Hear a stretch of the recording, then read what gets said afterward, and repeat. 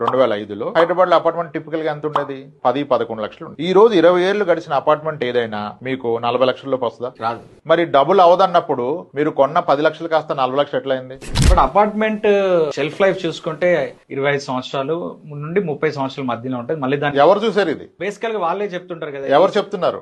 Builders చెప్తుంటారు కదా, 25-30 ఏళ్ళ తర్వాత దీన్ని కూల్చేసి మళ్ళీ కొత్తది కట్టాలి.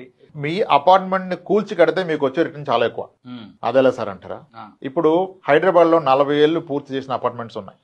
1985 లో కట్టినాయి. 1985 లో హైదరాబాద్ లో అపార్ట్మెంట్ ప్రైస్ ఎంత? 4 to 5 lakhs. Below 1 lakh. Further matter any apartment which is 40 years old. ఈ రోజు సీపేజ్ ఉంది, ప్రాబ్లం ఉంది. సో ఇప్పుడు దాన్ని రీప్లేస్ చేయాలంటే అందరూ కొత్త ఫ్లాట్ కట్టుకోవాలి కదా.